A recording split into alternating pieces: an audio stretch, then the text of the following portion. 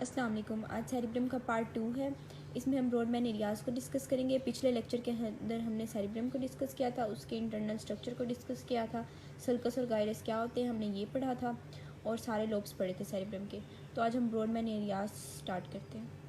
तो हम स्टार्ट करते हैं। जो ब्रॉडबैंड एरियाज़ है ना, वो एक साइंटिस्ट था ब्रॉडबैंड, उसने ब्रेन को डिवाइड किया था डिफरेंट पार्ट्स में उनके फंक्शन के मुताबिक।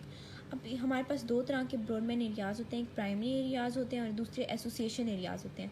जो प्राइमरी एरियाज़ होते हैं उनका काम होता है परसेप्शन ऑफ सेंसेशन, मतलब जितनी भी इंफॉर्मेशन ब्रेन में आ रही होती है सबसे पहले इस एरिया में आती है, प्राइमरी एरिया में। और जो एसोसिएशन एरिया होता है इनका काम होता है इंटरप्रिटेशन ऑफ सेंसेशन। ये दोनों इनके फंक्शंस हैं। मतलब जो ये एरिया होता है ना, वो अंडरस्टैंड करता है सेंसेशन को जो ये रिसीव करता है। जैसे कि आपको पता है, हमने लास्ट लेक्चर में लोब्स पढ़े थे। ये फ्रंटल लोब था सेरिब्रम का, ये पैराइटल लोब था, ये ओसिपिटल लोब था इधर, और ये टेम्पोरल लोब था। अब इसके अंदर मैंने एरियाज़ के नाम लिख दिए हैं, उनको नंबरिंग दे दी है। अब इस नंबरिंग के मुताबिक इनके फंक्शंस होते हैं, वो मैं आगे यहाँ लिख के आपको बताती हूँ कि कौन से एरिया में कौन सा फंक्शन परफॉर्म होता है। तो सबसे पहले हम फ्रंटल लोब को डिस्कस करते हैं। इसमें जितने एरियाज़ पड़े हैं इनके हम कलेक्टिव फंक्शन देख लेते हैं। इन सारे फ्रंटल लोब के जितने भी एरियाज़ हैं इनके फंक्शन में आते हैं personality, emotion, intelligence, attention, concentration.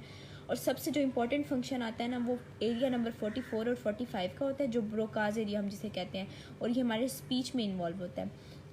Next है पैराइटल लोब। पैराइटल लोब में सिर्फ हमारे पास दो एरिया आते हैं, एरिया 5 और 7।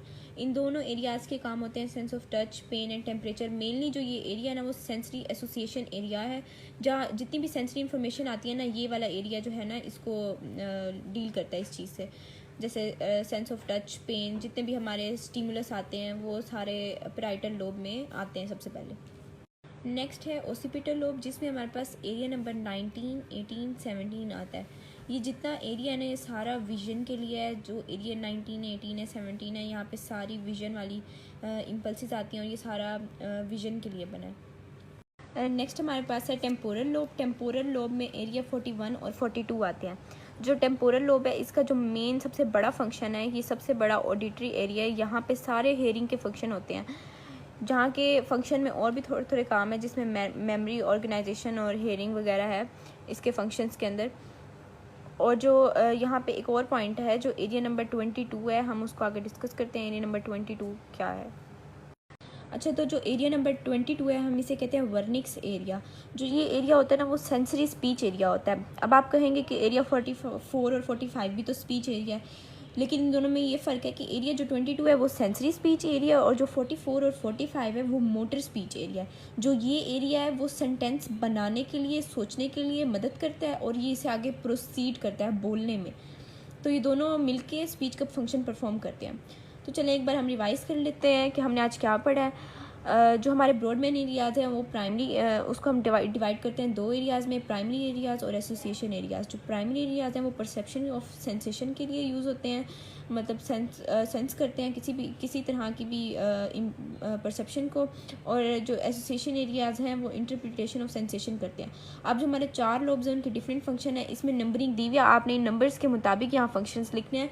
मैंने लोब्स के मुताबिक लिख दें ताकि आपको आसानी हो जाए पढ़ने में। जो फ्रंटल लोब है उसका फंक्शन है emotion, personality, attention, concentration, intelligence, और स्पीच में भी है 44 और 45 मोटर स्पीच एरिया, जिसे हम ब्रोकाज एरिया कहते हैं। पैराइटल लोब में हमारे पास सारी सेंसरी इंफॉर्मेशन होती हैं। ये सेंसरी एसोसिएशन एरिया, जैसे sense of touch, pain, temperature.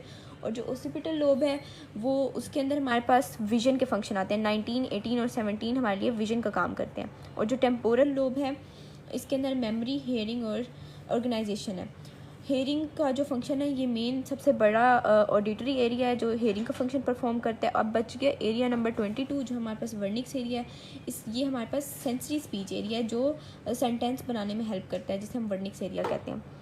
आज के लिए इतना ही। नेक्स्ट लेक्चर में हम डिस्कस करेंगे सेरिबेलम को। और अगर आप लोगों को वीडियो पसंद आई है तो लाइक और सब्सक्राइब करें और कमेंट भी करें। Thank you.